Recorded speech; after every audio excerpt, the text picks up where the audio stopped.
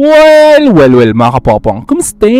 Well, actually nakakatuwa dahil ang isang kilalang NBA player nagkaroon ng interes upang sumali pansamantala sa grupo ng Pilipinas na maglalaro sa Dubai. Yes mga kapopong, itong si Dwight Howard nga ang aking tinutukoy. At kung pagbabasihan kasi natin ang kinita nito sa NBA for his career, ay ito ay tumataginting na halos approximately 245 million US dollars, which is ang ilan naman sa mga tanong ng ilang Filipino na aking nakita online ay bakit naman daw from NBA bakit naman daw nagdesisyon ito na maglaro sa Taiwan, na mayroon pa ngang balita noon na niyayaya pa nga niya itong si LeBron James na instead daw na magretiro ito ay bakit hindi na lang daw ito sumama sa Taiwan at doon na lang maglaro kasama itong si Dwight Howard. Well, medyo weird man mag-isip itong si Howard pero mukhang kailangan nyo munang makita itong mga ipapakita ko mamaya.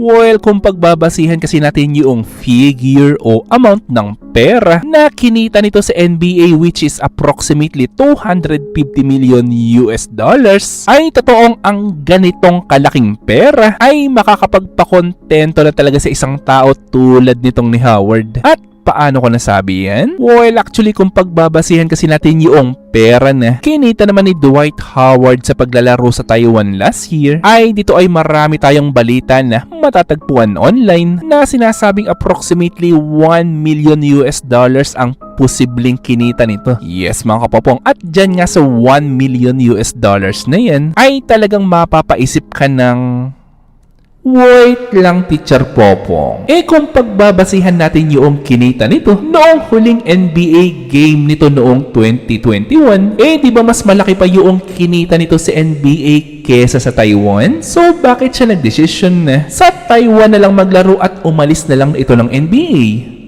Well, very good question yan at ganito kasi ang paliwanag dyan. Alam naman natin na ang edad ni Dwight Howard mga edad na sa NBA na malapit na talaga magretiro. Pero ang isa kasi sa mga bagay na malalaman natin dito kay Howard ay mayroon talaga siyang mga bagay na gustong gawin na labas sa mundo ng NBA. Yes mga kapopong, at ito na nga walang iba kundi ang paglalaro into different na liga o paglalaro ng basketball into different culture. Well, sa madaling paliwanag totoong yung The World Smile Tour ay talagang nagpapatunay na nag-e-enjoy na lang talaga sa buhay itong si Dwight Howard. At kahit naman tayo masasabi talaga natin na wala na siyang kailangan pang patunayan pa sa mundo ng basketball, which is kahit isang modern house pa nga o kahit isang futuristic mansion pa ang ipagawa nito in the future, ay talagang sa laki ng pera nito kayang-kaya talaga ipagawa. Pero syempre sa ngayon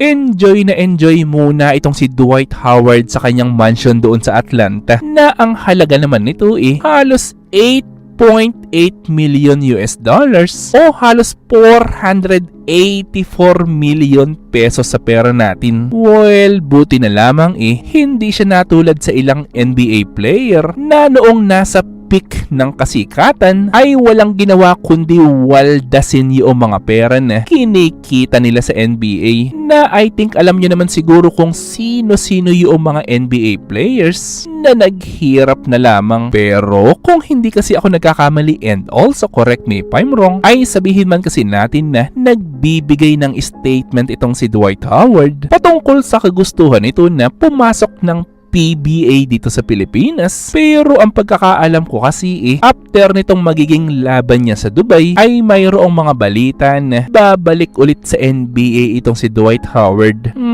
Ito ba yung napapabalitan na mababalik ulit siya ng LA Lakers? Or after kaya nito magiging season niya sa NBA ay magkakaroon kaya talaga ng posibilidad na sa PBA sa Pilipinas naman ito maglaro? Well, actually possible naman yan, pero ang malaking tanong, sinong team sa PBA ang maglalakas loob na gumastos ng approximately 1 million US dollars o halos 55 million pesos para lamang mapalaro itong si Dwight Howard per contract o per season? Pero yun nga lang na kung hindi kasi ako nagkakamali di ba mayroong height limit para sa mga foreign players na gustong maglaro sa PBA. So kung ganun pasok ba itong height ni Dwight Howard na 208 centimeters? Well, sabi ko nga sa inyo kanina na for fun na lang talaga sa buhay itong paglalaro ng basketball ni Howard sa Asia. Pero malay natin na baka ang dating NBA superstar makapaglaro nga sa PBA at makatulong kaya yan upang ang nalalantang liga ng PBA sumigla ulit tulad dati dahil sa pagpasok ni Howard. Well, kayo mga kapapang, ano sa tingin nyo? Gusto nyo bang ma-experience na maglaro nga itong si Dwight Howard sa PBA in the future? Well, syempre gusto kong malaman ang inyong mga sagot, so i-comment lang yan sa baba. Ito ay aking babasahin ng personal at pupusuan. At syempre kung may nalaman o natutunan ka sa video ito ay mag-subscribe ka naman. At nandito na yung inyong mga shoutouts. At kayo rin mga kapapang, kung gusto nyo rin magpa-shoutout o mag-request ng video ay i-comment lang yan sa baba. At muli ito yung Teacher Popong na nagsasabing, Te amo!